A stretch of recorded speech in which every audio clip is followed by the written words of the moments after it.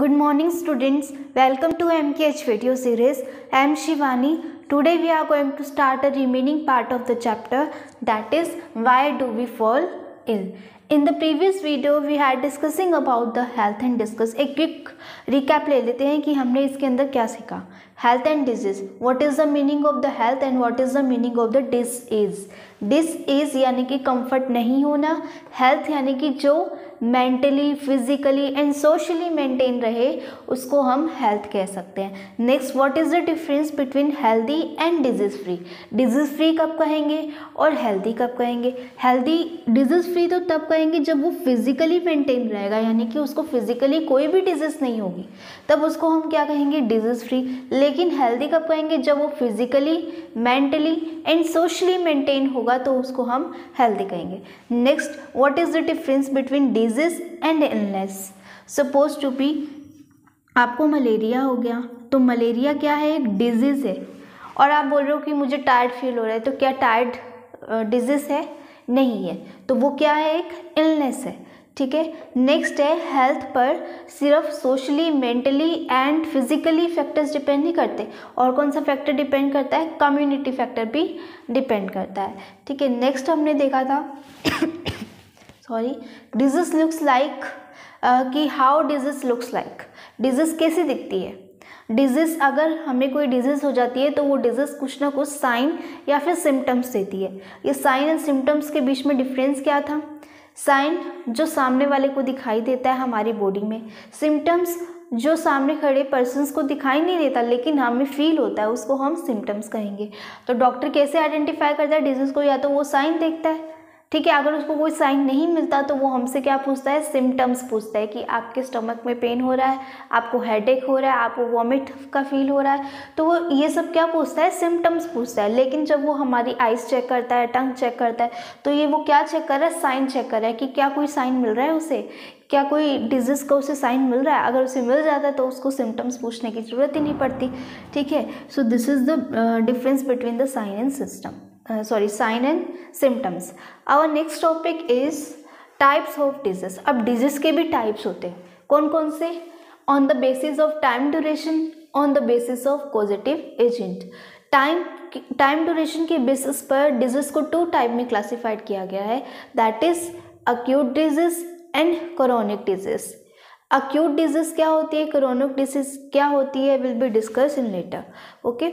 On the basis of positive agent, positive agent के basis पर इसको क्लासिफाइड किया गया है. Infectious disease, non infectious disease.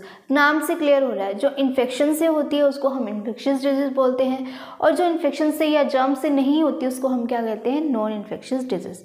So next है अपना acute disease and chronic disease. इन दोनों में क्या डिफरेंस है, यहाँ देखा ना, ये किसके बेसिस पे है, टाइम ड्यूरेशन के बेसिस पे है. तो यानी कि जो शॉर्ट टर्म में, जो मतलब कि जिसका कोई ज़्यादा इफेक्ट नहीं होता और वो सिर्फ शॉर्ट टर्म के लिए रहती है, उसको क्या बोलते हैं, एक्यूट डिजीज बोलते हैं. और जो लॉन्ग टाइम के लिए रहती है या फिर पूरी लाइफ टाइम ही रहती है उसको हम क्या बोलते हैं, chronic disease. For example, last for only small period of time, सिर्फ स्मॉल पीरियड ऑफ टाइम के लिए रहता है. सपोज टू बी, अगर आपको कफ हो गया या कोल्ड हो गया या फीवर हो गया, तो ऐसा तो नहीं है कि आपको पूरी लाइफ टाइम में फीवर रहेगा, आपको पूरी लाइफ टाइम में कोल्ड रहेगा, नहीं ना, वो 3-4 दिन बाद अपने आप सही हो जाता है.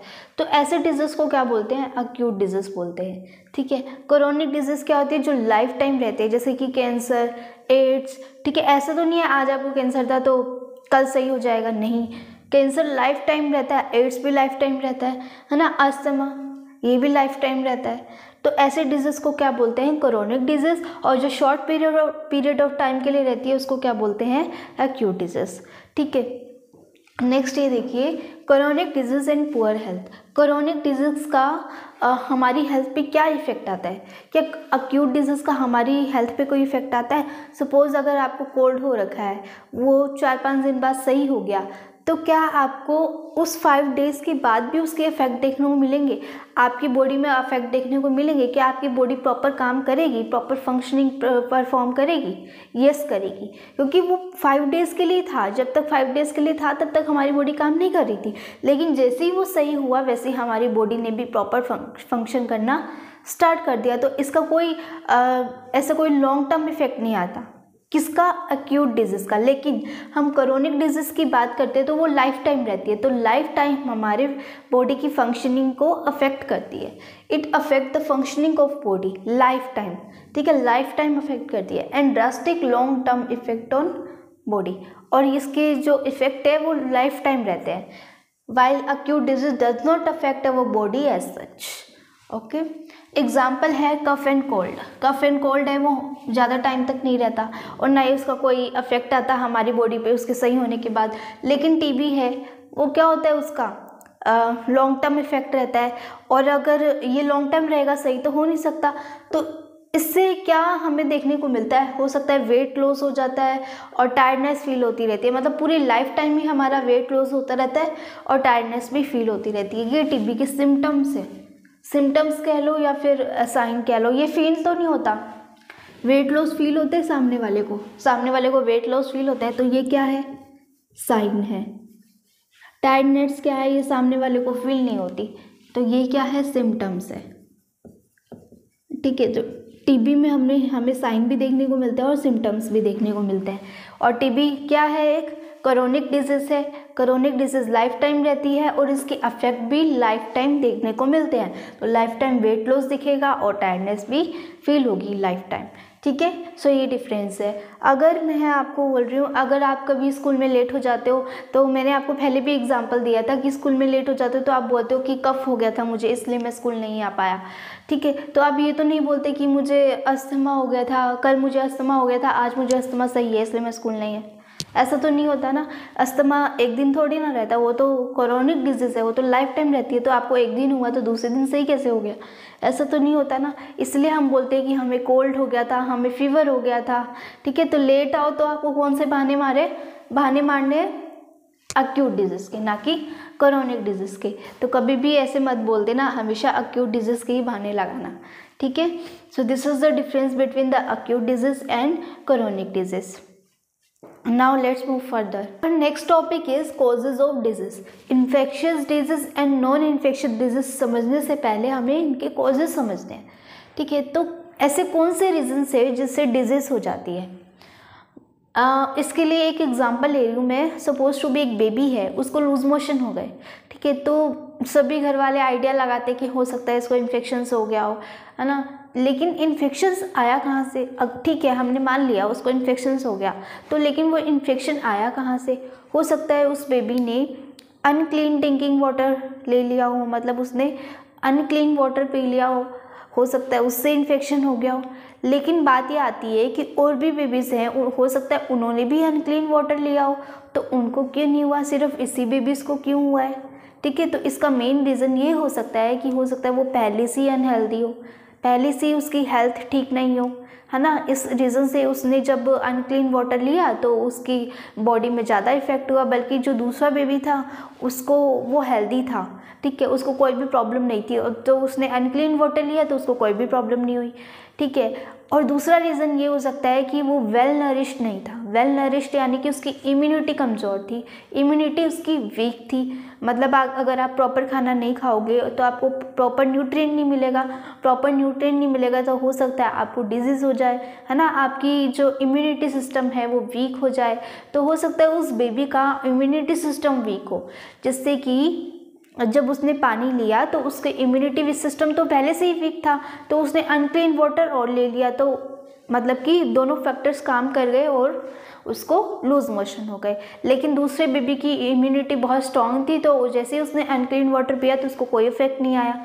ठीक है, तो पहला रीज़न क्या हो गया, because of not well nourished and does not get enough food, उसको इनफ फूड नहीं मिला और नरिशमेंट भी नहीं मिली, ये इसका फर्स्ट रीज़न हो गया। So lack of nourishment become a cause of disease. एक रीज़न क्या हो गया, लैक ऑफ नरिशमेंट। ठीक है, सेकेंड रीज़न है कि उसको नरिशमेंट क्यों नहीं मिल रहा, वो क्यों नहीं खा रहा इतना, जब उसको प्रॉपर न्यूट्रिएंट क्यों नहीं मिल रहा। तो हो सकता है पॉवर्टी हो, उसकी जो फैमिली है वो पुअर फैमिली से बिलोंग करता हो वो बेबी, इस वजह से due to poverty the baby doesn't get proper nutrient, है ना। So due to poverty some people doesn't get nutrient, ये इसका सेकंड रीज़न हो जाएगा। अब हो सकता है उसकी जेनेटिक ही कोई डिफरेंस हो, उसकी बॉडी में कोई जेनेटिक डिफरेंस हो, इस वजह से उसको इतने लूज मोशंस हो गए। तो थर्ड रीज़न हो गया due to some genetic difference when expose to pathogen. अब मैंने यहाँ पैथोजन क्यों लिखा है? पैथोजन का मतलब होता है वायरस, बैक्टीरिया, इन्फ्लुएंजा, ये सब होते हैं पैथोजन होते हैं, ठीक है। तो हो सकता है कि उसको कोई जेनेटिक डिफरेंस हो, है ना। जेनेटिक डिफरेंस की वजह से जब वो किसी पैथोजन के कांटेक्ट में आया तो उसको लूज मोशन हो गई या उसकी हेल्थ ख़राब हो गई, ठीक है। Next, pathogen play a contributive cause of disease, इसलिए हम कह सकते हैं कि पैथोजन होते हैं वो कॉन्ट्रीब्यूटिव रोल प्ले करते हैं डिजीज़ में, ठीक है। अगर पैथोजन नहीं होंगे या बैक्टीरिया नहीं होंगे या वायरस नहीं होंगे तो हमें ना तो वायरल होता, है ना, ना कोई हमें कोई और डिजीज़ होती। तो मेनली जो डिजीज़ होती है वो किसके ऊपर होती है? पैथोजन से रिलेटेड होती है। Due to poor public service, अब उसको वो गंदा पानी मिला कहाँ से? अनक्लीन वाटर उसको मिला कहाँ से? हो सकता है उसकी जहाँ पर वो बेबी रहता है उसके आसपास की पब्लिक सर्विस इतना ध्यान नहीं देती है, वहाँ का जो ड्रेनेज सिस्टम है वो प्रॉपर काम नहीं करता है ना, गार्बेज में फेंक के चले जाते हैं। तो ये सब रीज़न की वजह से भी उसका जो वाटर है, ड्रिंकिंग वाटर है, वो अनक्लीन हो गया होगा और उसने कंज्यूम कर लिया जिससे उसकी हेल्थ ख़राब हो गई। So due to poor public service, ठीक है। तो हमने कौन कौन से रीज़न पढ़े? Lack of nourishment, second due to poverty, third due to some genetic difference, and fourth due to pathogen, ठीक है।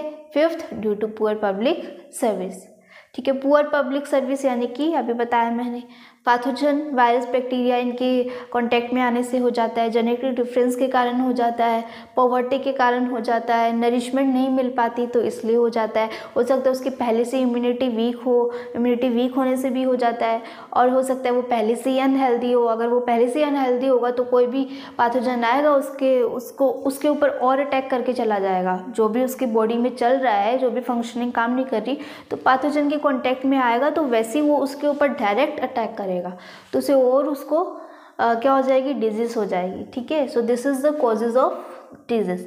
नेक्स्ट आता है infectious and non infectious disease. Infectious disease क्या होती है? जो जर्म से होती है, जर्म से होती है, यानी कि जो इन्फेक्शियस एजेंट से होती है। Disease caused by germs or infectious agent is known as infectious disease. For example, these are mainly microbes or microorganism। मतलब ये जो इन्फेक्शियस एजेंट होते हैं ना, वो मेनली क्या होते हैं? माइक्रोब्स होते हैं और माइक्रो ऑर्गेनिजम्स होते हैं। अब ये माइक्रो ऑर्गेनिज्म कौन कौन से होते हैं इनको भी हम डिस्कस करेंगे, ठीक है। नॉन इन्फेक्शियस डिजीज क्या होती है? Which are not cause by the infectious agent. Example, cancer cause by genetic abnormalities. अगर आपके पेरेंट्स को है तो हो सकता है उनसे आपको आ जाए, है ना। इस तरह से जेनेटिक एबनॉर्मेलिटीज़ के कारण भी होता रहता है। या हो सकता है कि आपकी बॉडी में कोई जेनेटिक या हार्मोन इम्बैलेंस हो गया हो तो उस वजह से भी कोई डिजीज हो जाती है। हाई ब्लड प्रेशर के कारण, अगर आपको हाई ब्लड प्रेशर रहता है तो उससे क्या हो जाता है? एक्सेसिव वेट लॉस नहीं, एक्सेसिव वेट, मतलब बहुत ज़्यादा वेट गेन होने लग जाता है। एंड लैक ऑफ एक्सरसाइज, और ये किसकी रीज़न से होता है? एक्सरसाइज न करने की वजह से, ठीक है। सो इन्फेक्शियस डिजीज क्या होता है? Due to infectious agent, and non infectious disease due to not cause by the infectious agent, for example cancer and high blood pressure, ठीक है। अब ये देखो, ये कुछ पेप्टिक अल्सर्स के बारे में लिखा हुआ है आपकी बुक में। तो ये पेप्टिक अल्सर को किसने डिस्कवरी की थी? 2 ऑस्ट्रेलियन साइंटिस्ट थे जिन्होंने एक बैक्टीरिया की डिस्कवरी की थी। उस बैक्टीरियम का नाम क्या था? हेलिकोबैक्टर पायलोरी, ठीक है। इस बैक्टीरिया की डिस्कवरी की थी। इस बैक्टीरिया के कारण पेप्टिक अल्सर होता है। अब उन्होंने ये हेलिकोबैक्टर पायलोरी कहाँ देखा? ये हमारा स्टोमक है,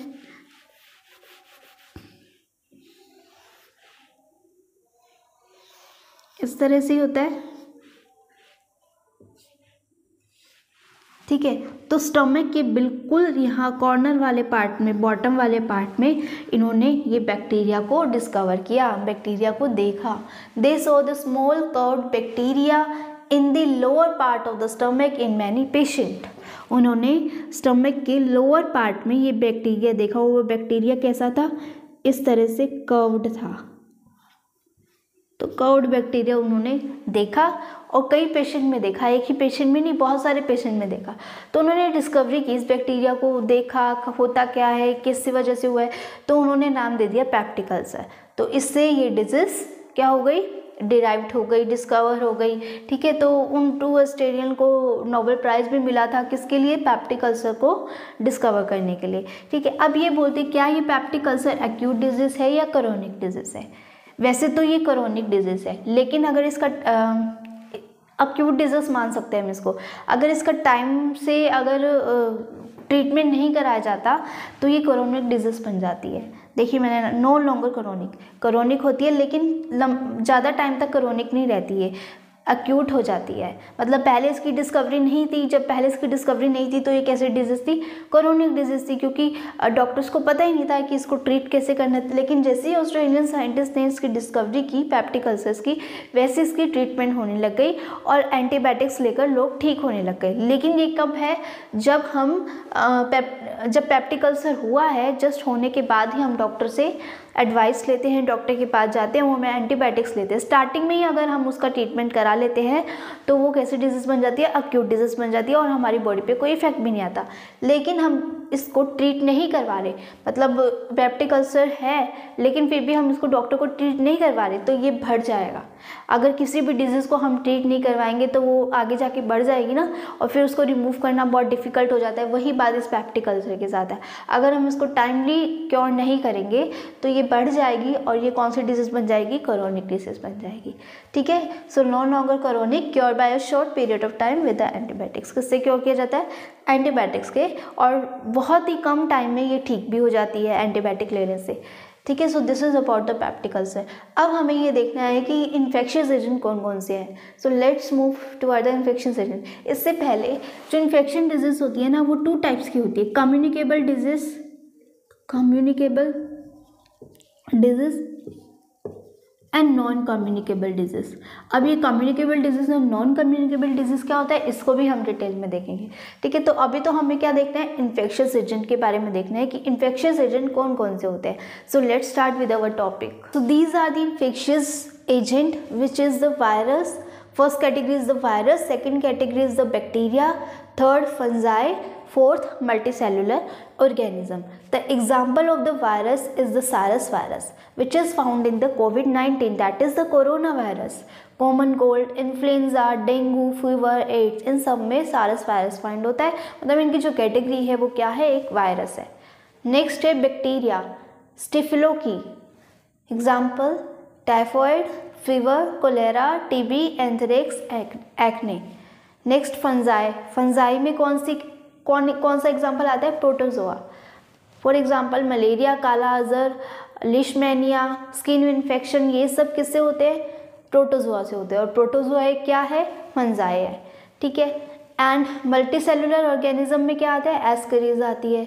इसका एग्जाम्पल क्या है, एलिफेंटियासिस, मतलब उनके जो लेग्स है बिल्कुल एलिफेंट जैसे हो जाते हैं, उसको बोलते हैं एलिफेंटियासिस। ये डिजीज़ के नेम है, ये जो एग्जांपल लिखे हैं ये डिजीज़ के नेम है। और ये डिजीज़ कौन से वायरस से हो रही है, किससे हो रही है, प्रोटोजोआ से हो रही है, एस्केरिस से हो रही है, ये सब इसके एग्जांपल है। और ये जो एस्केरिस, प्रोटोजोआ, स्टेफिलोकी, सारस वायरस है, ये एक तरह से क्या है, सारस वायरस है, स्टेफिलोकी एक बैक्टीरिया है, प्रोटोजोआ एक फंजाई है, एस्केरिस एक मल्टीसेलुलर ऑर्गेनिज्म है। So these are the infectious disease, infectious agent. ठीक है, नेक्स्ट है, हमें इनको कैटेगरी में डिवाइड क्यों करना पड़ा, why we need to categorize these.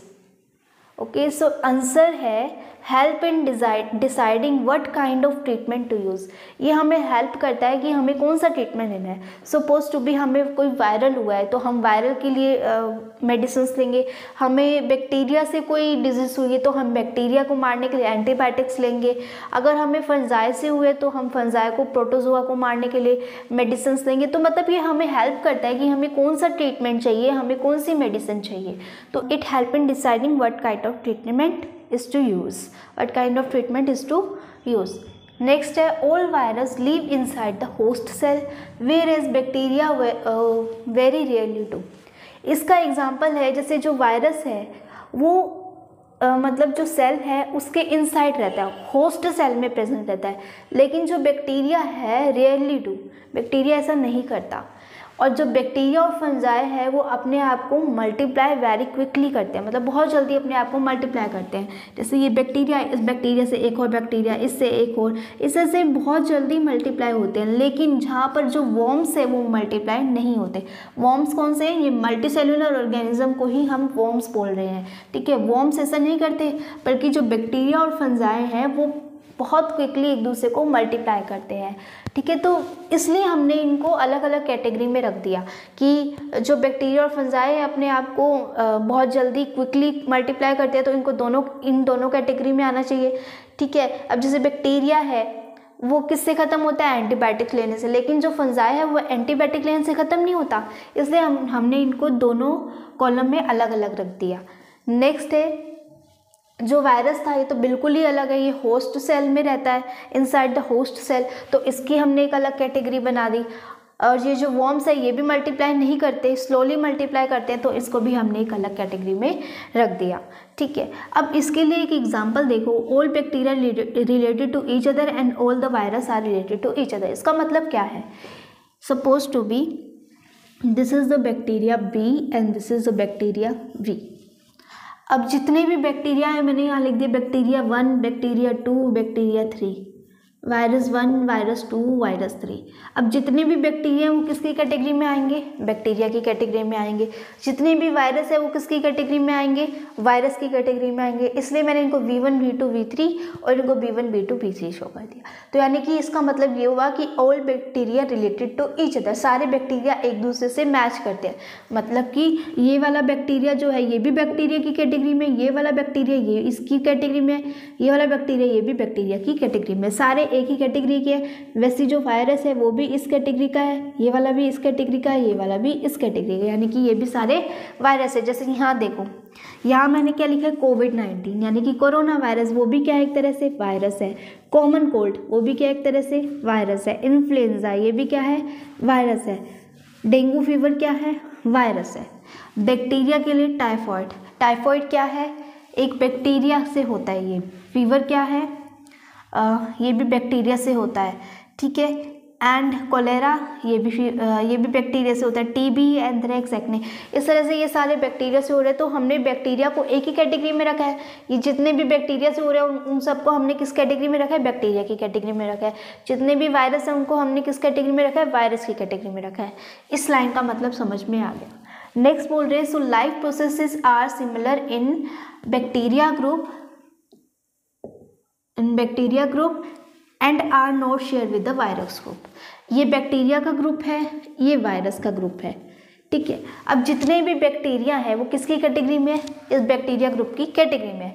अब इनका सबका जो लाइफ प्रोसेस है वो सेम होगा, मतलब कि ये हमारी बॉडी को कैसे अफेक्ट कर रहे हैं, तो इन सब का जो प्रोसेस है वो सेम होगा, बल्कि वायरस का अलग होगा। क्यों अलग होगा? क्योंकि ये अलग कैटेगरी में रखा हुआ है। तो वायरस का लाइफ प्रोसेस अलग होता है, बैक्टीरिया का लाइफ प्रोसेस अलग होता है। यानी कि हम कह सकते हैं कि जो भी are not shared with the virus group, मतलब कि हमने जो भी एंटीबायोटिक्स लिए, बैक्टीरिया को ख़त्म करने के लिए हम एंटीबायोटिक्स लेते हैं, हमने एंटीबायोटिक्स लिए, वो इन सब पे तो काम करेगी, इन सब बैक्टीरिया पे तो काम करेगी। यानी कि हम कह सकते हैं बैक्टीरिया ग्रुप पे तो काम करेगी, लेकिन वायरस ग्रुप पे काम नहीं करेगी। क्यों नहीं करेगी? एंटीबायोटिक्स है, उसका लाइफ प्रोसेस क्या है? उसका लाइफ प्रोसेस हम देखेंगे अभी। उसका जो लाइफ प्रोसेस है ना वो बैक्टीरिया से मैच कर रहा है। किससे मैच कर रहा है? बैक्टीरिया से मैच कर रहा है, मतलब कि वो बैक्टीरिया के लाइफ प्रोसेस को ख़त्म कर रहा है। एंटीबायोटिक, एंटी यानी कि उल्टा, बायोटिक यानी बैक्टीरिया से मान लो, तो यानी कि बैक्टीरिया के इफेक्ट को ख़त्म कर रहा है। यानी कि ये जो लाइफ प्रोसेस शो करे है ना, सिर्फ इन्हीं के लाइफ प्रोसेस को ख़त्म कर रहा है। अब वायरस अलग लाइफ प्रोसेस करते हैं, ठीक है, और इनका अलग प्रोसेस है, तो ये इसके इफेक्ट को कैसे ख़त्म कर देगा? इसका जो प्रोसेस है, देखो इसका प्रोसेस क्या है। जो बैक्टीरिया होते हैं ना, बैक्टीरिया सपोज टू बी, हाँ हमारी बॉडी में कोई बैक्टीरिया से कोई डिजीज़ हो गई, ठीक है, लेकिन वो किस कैटेगरी में है? बैक्टीरिया ग्रुप की कैटेगरी में है। उसके लिए हमने एंटीबायोटिक ली। अब वो एंटीबायोटिक कौन सी ली है? पेनिसिलिन ली है, एंटीबायोटिक पेनिसिलिन ली है। अब ये जो बैक्टीरिया होता है ना, हमारी बॉडी में सेल वॉल बना लेता है, सेल वॉल बना लेता है, और सेल वॉल बना के ये आगे मल्टीप्लाई होता रहता है। यहाँ देखा हमने बैक्टीरिया जो है बहुत जल्दी मल्टीप्लाई होता है। तो बैक्टीरिया अपने सराउंडिंग, अपने चारों तरफ क्या बना लेता है? एक सेल वॉल बना लेता है, और सेल वॉल बनाने से इसको कोई भी नुकसान नहीं होता और वो हमारी बॉडी में रहता ही है और हमारी बॉडी को अफेक्ट करता है, ठीक है, जिससे हमें डिजीज़ हो जाती है। लेकिन जब हम एंटीबायोटिक लेंगे, जैसे ही आपको थोड़ा सा जुकाम हो जाता है या मलेरिया वगैरह हो जाते हैं, फीवर हो जाता है, तो आप क्या करते हो, एंटीबायोटिक्स ले लेते हो। अब वो एंटीबायोटिक कौन सी होती है, मेनली एंटीबायोटिक पेनिसिलिन होती है, उसके अंदर जो सॉल्ट होता है मेनली एंटीबायोटिक पेनिसिलिन होती है, मतलब इससे बनी होती है वो एंटीबायोटिक। अब ये पेनिसिलिन क्या करेगी, ये इसके सेल वॉल को ब्रेक करेगी। क्या करेगी, इसके सेल वॉल को ब्रेक करने का काम करती है। तो आपको पता चल गया एंटीबायोटिक का काम क्या है, सेल वॉल को ख़त्म करना, यानी कि जो बैक्टीरिया अपने चारों तरफ जो सेल वॉल बना रहा है उसको ये एंटीबायोटिक फिनिश कर देती है, और जैसे ये फिनिश होगा वैसे ये बैक्टीरिया भी ख़त्म हो जाएगा। अब सपोज टू बी आप एक रूम में हो, ठीक है, जब तक रूम खुला है तब तक कोई भी अंदर आ सकता है और आपको मार सकता है। बाहर सपोज टू बी कोई खड़ा है, चोर खड़ा है, कुछ भी खड़ा है, ठीक है, तो जब तक आप अंदर हो, आपका गेट खुला है, वो अंदर आ सकता है, आपको मार सकता है। लेकिन जैसे ही आप अपना दरवाज़ा बंद कर लोगे, गेट बंद कर लोगे, कुंडी लगा लोगे, तो क्या होगा, क्या वो चोर अंदर आ पाएगा? नहीं आ पाएगा। आप सेफ हो। आपने अपने सराउंडिंग में क्या बना ली, एक वॉल बना ली। उसी तरह से बैक्टीरिया होता है, वो पूरी तरह से रूम में बंद हो जाता है, अपने चारों ओर क्या बना लेता है, सेल वॉल बना लेता है। अब इसने सेल वॉल बना लिया तो कोई भी कुछ भी नहीं बिगाड़ सकता इसका, ये अपना काम करेगा, अब ये बॉडी को अफेक्ट करेगा अब। लेकिन एक एंटीबायोटिक ऐसा है जो इसकी सेल वॉल को बनने नहीं देता, इसके सेल वॉल को बनने नहीं देता और धीरे धीरे ख़त्म कर देता है। और जैसे ये ख़त्म होएगा और ये एंटीबायोटिक इस बैक्टीरिया पे अटैक करेगा और इसको फिनिश कर देगा, ठीक है। तो इस तरह से ये फंक्शन करते हैं हमारी बॉडी में। अगर हमें कोई भी फीवर वगैरह हो जाता है बैक्टीरिया से रिलेटेड, तो हम एंटीबायोटिक लेते हैं, तो इस तरह से ये बैक्टीरिया ख़त्म होता है। कैसे? उसके सेल वॉल को ख़त्म करके। अब आप बोलोगे कि ये जो एंटीबायोटिक्स है ये हमारी सेल वॉल को नुकसान नहीं पहुंचाती, तो नहीं पहुंचाती। कैसे? In the previous chapter we had discussing that the plant cell have cell wall while animal cell doesn't have। हमने ये देखा था कि जो प्लांट सेल होती है उनमें सेल वॉल प्रेजेंट रहती है, लेकिन एनिमल सेल में सेल वॉल प्रेजेंट नहीं रहती है। और एनिमल सेल में कौन आते हैं? हम ह्यूमन बींग्स भी आते हैं, तो हमारे अंदर सेल वॉल ही प्रेजेंट नहीं रहती। तो एंटीबायोटिक पेनिसिलिन होता है, वो हमारे ऊपर कोई इफेक्ट ही नहीं डालता, वो ह्यूमन बींग्स पे कोई इफेक्ट ही नहीं डालता। वो सिर्फ किस पे इफेक्ट डालता है? बैक्टीरिया पे, क्योंकि बैक्टीरिया के साइड में क्या है? सेल वॉल्स हैं। इस एंटीबायोटिक का काम क्या है? सेल वॉल को ख़त्म करना। और जो भी बैक्टीरिया है वो अपने चारों तरफ क्या बना लेता है? सेल वॉल बनाता है, तो ये एंटीबायोटिक इसको ख़त्म कर देगा। लेकिन हमारे अंदर कोई भी सेल वॉल प्रेजेंट नहीं होती, इसलिए ये एंटीबायोटिक हमारे ऊपर कोई इफेक्ट नहीं डालता, ठीक है। अगर हमारे अंदर सेल वॉल प्रेजेंट रहती तो ये जो एंटीबायोटिक है हमारी सेल वॉल को भी ख़त्म कर देता, तो हम एंटीबायोटिक नहीं ले सकते थे। लेकिन अब हमारे अंदर सेल वॉल ही नहीं है, इसलिए हम एंटीबायोटिक इजीली ले सकते हैं, ठीक है। तो अब ये देखिए, मैंने यहाँ लिखा था कि जो बैक्टीरिया ग्रुप है ये सारे किससे रिलेटेड है? ये जो बैक्टीरिया 1, बैक्टीरिया 2, बैक्टीरिया 3 है, ये सब बैक्टीरिया ग्रुप से रिलेटेड है। और ये जो वायरस है ये सब किससे रिलेटेड है? वायरस ग्रुप से रिलेटेड है, ठीक है। So life process are similar in bacteria group. अब जितने भी बैक्टीरिया हैं वो सब क्या करेंगे? सेल वॉल बनाएंगे, ठीक है। अपने चारों तरफ क्या बनाएंगे? सेल वॉल बनाएंगे। लेकिन जो वायरस है वो ऐसा नहीं करते, वो सेल वॉल नहीं बनाते। तो जैसे ही हमने एंटीबायोटिक ली तो क्या वो वायरस पे इफेक्ट डालेगी? नहीं डालेगी ना, क्योंकि इसने तो सेल वॉल ही नहीं बनाई। और एंटीबायोटिक का काम क्या है? सेल वॉल को ख़त्म करना। जब ये सेल वॉल ही नहीं बना रहा तो एंटीबायोटिक इस पर काम क्या करेगा? लेकिन वो बैक्टीरिया पे काम करेगा, क्योंकि बैक्टीरिया सेल वॉल बना रहा है। जब बैक्टीरिया सेल वॉल बना रहा है तो एंटीबायोटिक इस सेल वॉल को ख़त्म कर देगी और एंटीबायोटिक इस पर अपना काम कर देगी, लेकिन वायरस पे कोई काम नहीं करेगी। अब ये लाइन पढ़ो। So the life process are similar in bacteria group and are not shared with the virus group. तो ये जितने भी प्रोसेस हैं वो वायरस ग्रुप के साथ शेयर नहीं होते। बैक्टीरिया है वो अपनी एंटीबायोटिक को इसके साथ शेयर नहीं कर सकता, और ना ही वायरस बैक्टीरिया के साथ शेयर करता है। जैसे वैसे ही हम अगर वायरस की मेडिसिन ले रही हैं तो वायरस का लाइफ प्रोसेस अलग है, तो वो उस पर काम करेगा, लेकिन बैक्टीरिया पे कोई काम नहीं करेगा। सो इफ मैंने यहाँ लिखा भी है, so if drugs block one of this life process in one member of group is likely to be effective against many other members of same group. अब ये क्या बोल दिया मैंने? मैंने ये बोला है कि ये जो बैक्टीरिया ग्रुप है, सपोज टू बी हमारे बॉडी में कोई बैक्टीरिया जो है वो आ गया, प्रेजेंट है हमारी बॉडी में कोई भी बैक्टीरिया है वो प्रेजेंट है, मतलब जिससे हमें क्या हो रही है, डिजीज हो रही है, जुकाम हो रहा है ना, फीवर हो रहा है, कोलेरा हो रहा है या कुछ भी हो रहा है, ठीक है। तो क्या होगा कि जैसे ही हम एंटीबायोटिक लेंगे, इस बैक्टीरिया के साथ सपोज टू बी एक और बैक्टीरिया हमारी बॉडी में क्या हो गया, प्रेजेंट हो गया, मतलब पहले से एक बैक्टीरिया तो था ही, लेकिन इसके अलावा एक और बैक्टीरिया आ गया हमारी बॉडी में। तो क्या हो गया, जैसे ही हम एंटीबायोटिक लेंगे वो सिर्फ इसी पे काम नहीं करेगी, इस पे भी काम करेगी, यानी कि सिर्फ एक एंटीबायोटिक लेने से ही हमारे दोनों बैक्टीरिया ख़त्म हो जाएंगे। आपने देखा होगा कभी कभार आपको जुकाम होता है या कोई रैशेस वगैरह हो गए हों किसी भी बैक्टीरिया की वजह से, तो आप एक एंटीबायोटिक लेते हो, वो रैशेस भी ठीक हो जाते हैं, आपको जुकाम भी ठीक हो जाता है, आपको गले दर्द भी ठीक हो जाता है, सब कुछ आपको ठीक हो जाता है। वो क्यों हुआ, क्योंकि जितने भी बैक्टीरिया हमारी बॉडी में थे वो सब, उन सबको किसने मार डाला, इस एंटीबायोटिक ने उन सब बैक्टीरिया को मार डाला। क्योंकि एंटीबायोटिक का फंक्शन क्या है, सेल वॉल को ख़त्म करना, और सभी बैक्टीरिया का फंक्शन क्या है, सेल वॉल बनाना। तो इन सभी बैक्टीरिया का फंक्शन है सेल वॉल बनाना। तो जैसे हम एंटीबायोटिक लेंगे, वो एंटीबायोटिक सिर्फ एक इस बैक्टीरिया को ही ख़त्म नहीं करेगी, बल्कि इन तीनों बैक्टीरिया को ख़त्म कर देगी, लेकिन वो वायरस पे कोई इफेक्ट नहीं डालेगी। अगर आपको फीवर भी हो रखा है, अगर आपको कोई वायरल हो रखा है, वायरस हो रखा है आपको, इनमें से कोई भी, जैसे डेंगू हो रखा है, डेंगू हो रखा है ना, मलेरिया हो रखा है, मलेरिया तो चलो प्रोटोजोआ की कैटेगरी में आता है, डेंगू हो रखा है, तो वो जो मेडिसिन ली आपने एंटीबायोटिक्स, वो इस डेंगू को ख़त्म नहीं करेगी, वो डेंगू को ख़त्म नहीं करेगी, वो सिर्फ किसको ख़त्म करेगी, आपकी जो भी डिजीज़ है वो जो बैक्टीरिया से हुई है सिर्फ उसको ख़त्म करेगी, ठीक है। तो ये बात समझ में आई, अब समझ में आ गया होगा। अगर कोई ड्रग है वो ब्लॉक कर रहा है किसी भी लाइफ प्रोसेस को, चाहे वो बैक्टीरिया का हो चाहे वो वायरस का हो, ठीक है, वो किसी भी लाइफ प्रोसेस को ख़त्म कर रहा है, सपोज टू भी बैक्टीरिया की लाइफ प्रोसेस को ख़त्म कर रहा है, उसका लाइफ प्रोसेस क्या है, सेल वॉल बनाना, ठीक है, तो उसके सेल वॉल बनाने के प्रोसेस को ख़त्म कर रहा है, तो वही बैक्टीरिया उसी मेंबर के, उसी ग्रुप के अलग मेंबर को, दूसरे मेंबर को, उसी ग्रुप के दूसरे मेंबर को भी अफेक्ट करेगा। In one member group is likely to be affective against many other members, सभी मेंबर्स पे काम करेगा ऑफ सेम ग्रुप के, लेकिन but same drug not work on different group.